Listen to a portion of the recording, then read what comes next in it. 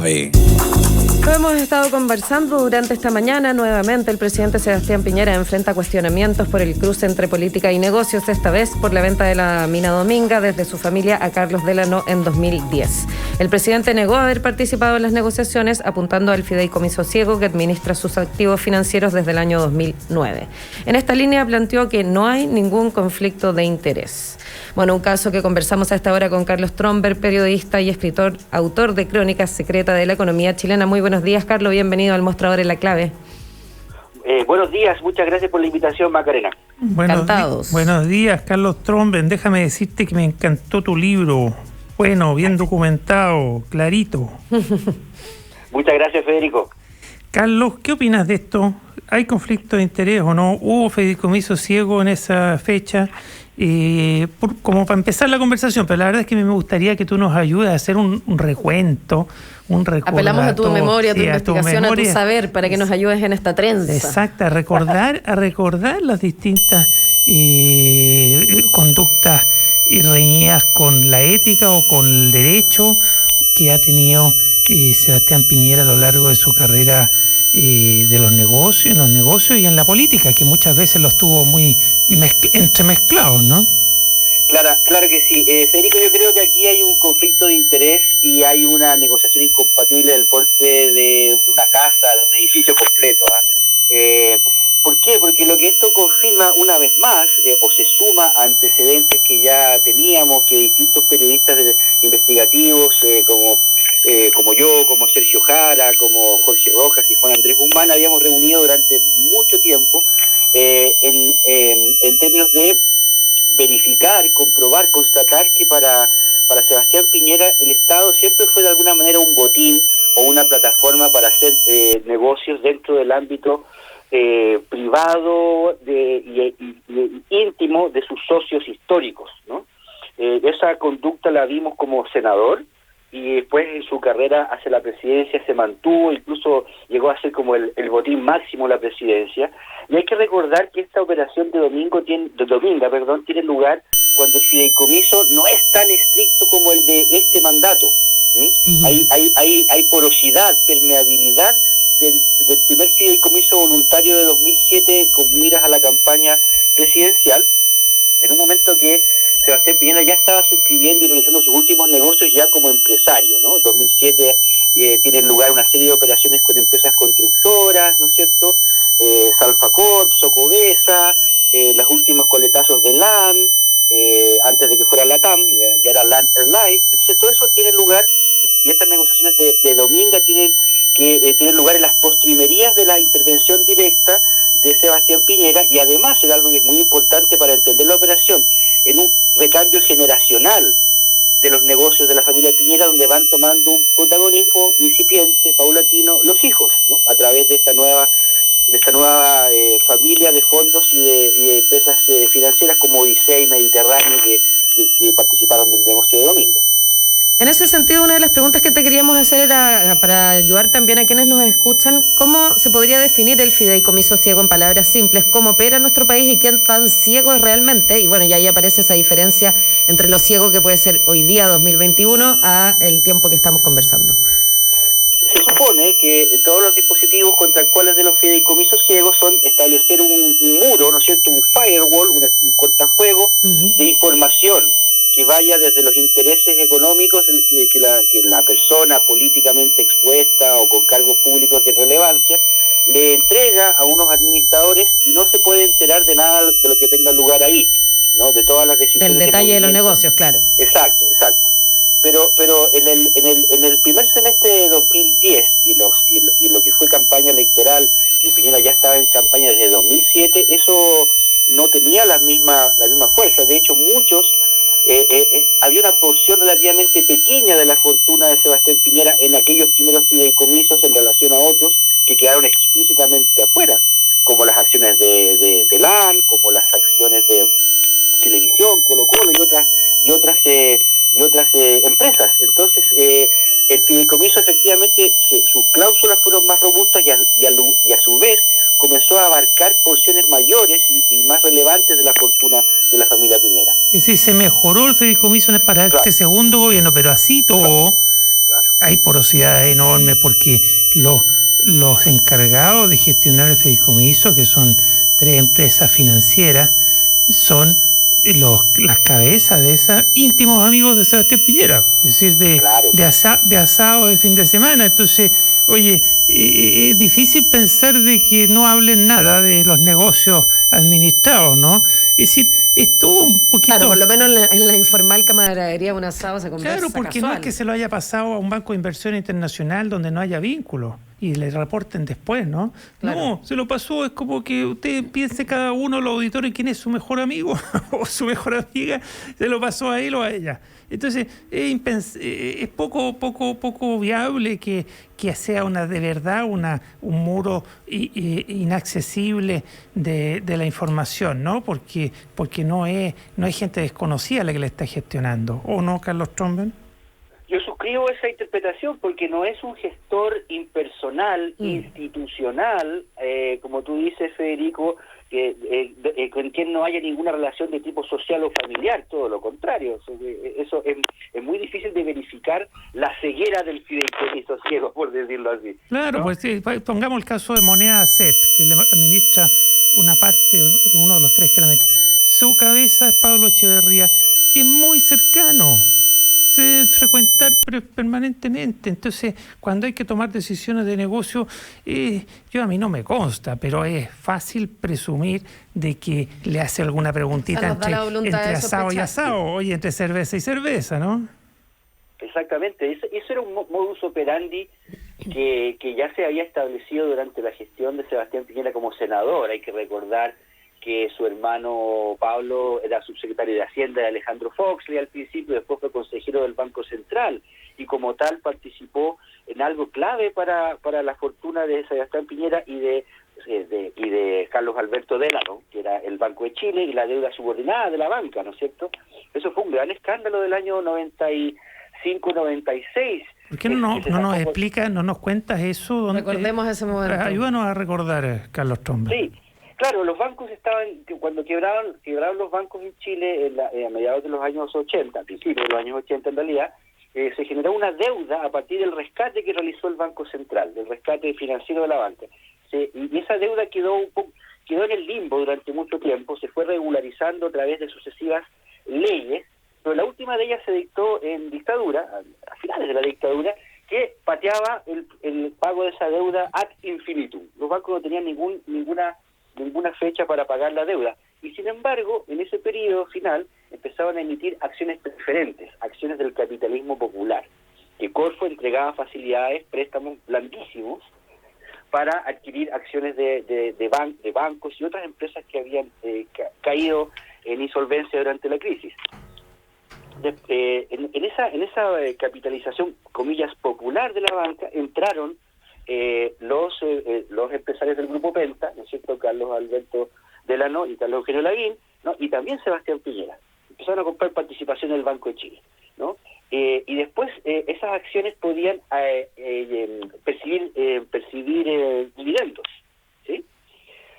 Las originales no, las antiguas acciones perdieron todo su valor. Estas nuevas acciones podían percibir dividendos y después, a través de una pequeña subterfugio legal, podían declinar percibir esos dividendos y capitalizarlos en el banco. Y con eso lesionaban y no pagaban la deuda del Banco Central. Hubo toda una negociación ahí. ¿Y cómo participó Sebastián Piñera en eso siendo senador? Era accionista y había comprado las acciones antes de ser senador. Y en esa época no había tantas disposiciones como ahora para informar aquello, ¿no? Y cada vez que la prensa de la época le recordaba sus intereses económicos, él decía, pero si no soy el único, la mitad de los senadores tienen... Casual, así. Sí. Oye, Carlos Tromben, ¿es cierto que Sebastián Piñera comenzó siendo senador, si no me equivoco, el 90, ¿cierto? Al inicio de la democracia, la vuelta a la democracia, siendo un hombre con alguna pequeña fortuna y terminó 8 años después siendo senador, cuando terminó su cargo de senador, siendo un hombre enormemente rico? Sí, es cierto, provenía una fortuna incipiente, relevante, bien vinculada, muy vinculada al sector inmobiliario, a proyectos inmobiliarios. El primero que hicieron con los Pentas está ahí en la calle Miraflores, un edificio corporativo. El edificio de las Américas, sí. Exactamente, sí. Oye, pero ¿cómo entonces siento, eso nunca se ha investigado? Tú lo investigaste. ¿Qué hizo Sebastián Piñera? ¿Cómo aprovechó su cargo público para pasar de ser un hombre solo rico a ser un hombre muy millonario? Y al momento de salir de ahí tenía acciones en LAN Chile, que después fue LATAM, enorme. ¿Hubo aprovechamiento de información confidencial en su calidad de senador? ¿Cuál es la historia de esos 8 años de senador donde en vez de terminar más pobre, como gente que se dedica al servicio público, terminó mucho más rico? ¿Por qué? ¿Qué ocurrió? Fundamentalmente 2 vías. Una de ellas fue participar siempre en proyectos de ley atingentes al mercado financiero, que creaban nuevas oportunidades de negocio, y en particular la reforma tributaria de 1990, la reforma tributaria destinada a copiar, a recibir más recursos para que el Estado pudiese hacer algo de política social, después de tantos años de abandono, ¿no? En esa reforma tributaria, que la negoció Sebastián Piñera, se abrió una pequeña cláusula elusiva gigantesca, pequeña en términos de la escueta que era, pero gigantesca en sus alcances, pues permitía reciclar empresas de papel quebradas durante la crisis de los 80, que solamente eran carpetas contables y con un root activo, y lo único valioso que tenían eran pérdidas de arrastre, pérdidas contables, que de pronto, a través de una serie de disposiciones y operaciones contables y financieras, volvían a la vida estas empresas. Por eso se les llamó las empresas zombies, porque con estas pérdidas los empresarios como Piñera, que fue el primero en utilizarlas, podían netear, absorber sus rentabilidades reales, ¿no? Las pérdidas del pasado se comían las utilidades del presente, y así se reducía el pago de impuestos, pero a un nivel millonario, ¿te fijas? Entonces, la utilización de empresas zombies, que fue un gol que se le pasó a la reforma tributaria de Elwin, le permitió a Piñera no pagar impuestos por cifras muy relevantes, muy relevantes, que con las ganancias que se generaba el mercado financiero en aquella época, altísimas rentabilidades, porque el país tenía muchas holguras que explotar, ese dinero no tributado lo invirtió, ¿no? Y por otra parte está la brillante operación con LAN, en un periodo que estaba creciendo el comercio de Chile de manera sostenida, exponencial, y LAN aprovechó muy bien un modelo de negocio que se basaba mucho en carga, ¿no? Pasajeros y carga, cuando eso estaba creciendo a grandes tasas. Y él se aprovechó de su posición de senador para comprar el último paquete accionario de Corfo, sin que se notara, con palos blancos, ¿no? Y después, días después de la subasta de las acciones de LAN, que tenía Corfo, casi un 24% de la operación, aparece el senador Piñera con 2 empresas que suman ese 24%, ¿no? Con unos traspasos accionarios entre gallos y medianoche de parte de la familia Cueto. Son las 8:54, conversamos con Carlos Stromberg, periodista, escritor, autor de Crónica Secreta de la Economía Chilena. Quiero volver al presente continuo, digamos. ¿Podría realmente no saber el presidente sobre la transacción de Dominga y cómo se entiende esta cláusula por la tercera cuota, condicionada, recordemos, a que el sector de la Reserva Nacional Pingüino de Humboldt no fuera declarado Reserva Nacional, definición que dependía del gobierno? ¿Cómo se explica? Claro, ahí está el kit del asunto, Maca. Está el kit del asunto porque, insisto, en esos momentos él se está realizando un cambio generacional, ¿cierto? Están asumiendo mayor protagonismo los hijos, pero todavía no pueden tener todo el protagonismo, y es muy poco plausible que no haya tenido ningún conocimiento, y más aún cuando la tercera cláusula dependía de una decisión de gobierno. Ese es el corazón de la negociación incompatible. ¿No? Sí, es el corazón. O sea, ahí están todas las luces de que algo se sabía, porque si hay algo que depende del gobierno en las decisiones, evidentemente ahí hace más posible que sospechemos al menos, ¿no? Por supuesto, por lo menos amerita una reapertura, una reversión de ese sobreseguimiento, una reapertura en base a los antecedentes que se han dado hasta ahora y los que se van a seguir dando, porque el consorcio de periodismo investigativo, ¿no es verdad? Señaló que vienen más revelaciones, más detalles de todo esto, que van a ser interesantes para probablemente para el Ministerio Público. Claro, tendremos capítulos de Pandora Papers, digamos. Sí. Y a mí me genera una vergüenza como chileno, oye, que tener al presidente de la República ahí junto a los más malos del mundo, siendo investigado por este consorcio periodístico internacional. ¿Qué te puedo decir por Carlos Tromben? Es decir, me genera mucha vergüenza. Me gustaría, Carlos Tromben, aprovechar el poco tiempo que nos queda para que nos sigas contando sobre casos olvidados. Claro, la trayectoria de Sebastián Piñera y de su fortuna y de su familia, y cómo siempre estuvo vinculado con Carlos Choclo Delano, Carlos Alberto Choclo Delano, que en este caso está Dominga, pero no es el único caso. Tú no estabas recordando el Banco de Chile. Cuéntanos un poco más, porque la gente tiene mala memoria en este país. Nosotros tenemos mala memoria. A todos se nos olvida. Bueno, hay que también tomar en cuenta que todo esto son datos complejos, contables, financieros, que cuesta pillarlos, ¿no es cierto? Y hay que mirar mucho las escrituras, los contratos, las estadísticas y las memorias y balances. Entonces, sí, una investigación no menor, bastante compleja. Es una pega, ¿no? Es una pega, por eso hay que celebrar y felicitar a los colegas que trabajaron. Sí, por supuesto. Pasaron, tremenda pega. Pero bueno, finalmente Sebastián Piñera pertenece a una familia de clase media, un padre que forma parte de formó parte del núcleo original de la democracia cristiana, la Falange Nacional, ¿no es cierto?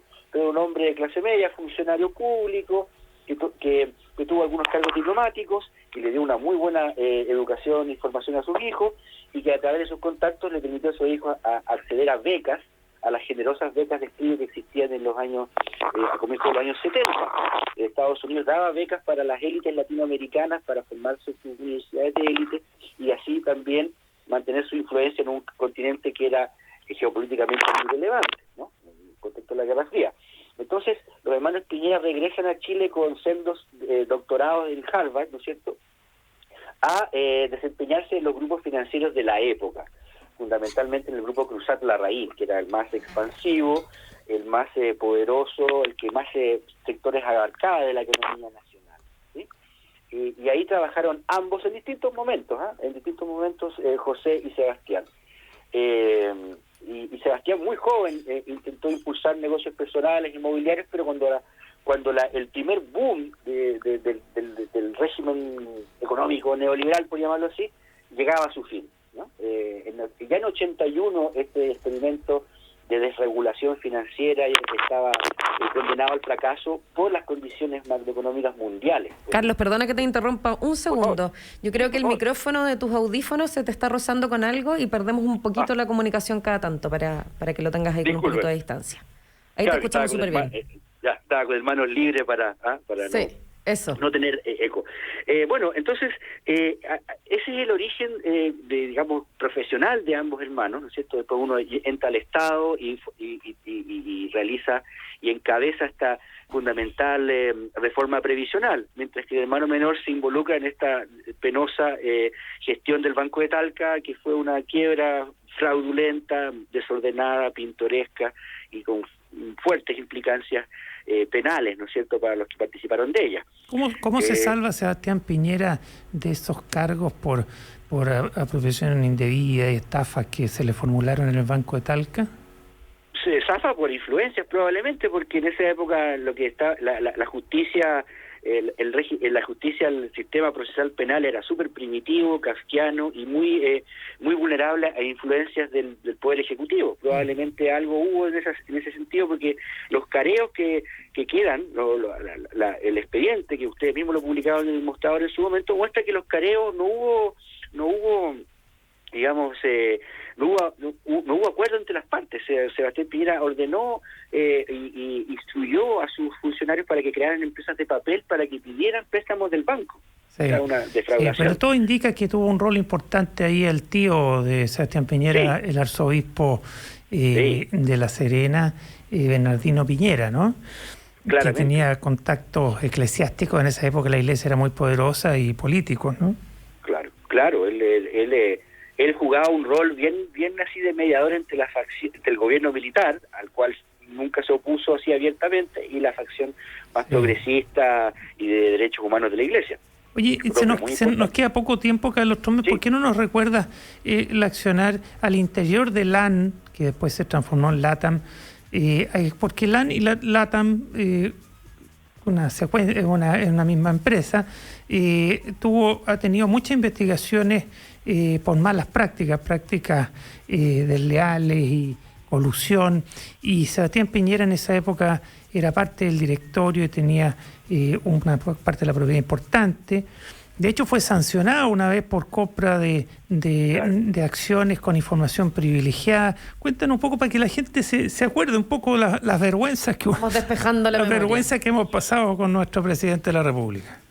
Bueno, el LATAM, durante una sesión de directorio, se supo de la compra, o sea, de un accionista importante, relevante, estadounidense, que quería vender su participación, y esa información se ventiló en una sesión de directorio, y ipso facto procedió a comprar esas acciones, o a comprar acciones en el mercado, a través de Banchile y otras corredoras. Entonces esa información la utilizó antes que se divulgara al mercado a través de un hecho esencial, que es la herramienta para informar este tipo de situaciones. Y eso fue sancionado en su momento, con una multa de 300 millones de pesos aproximadamente.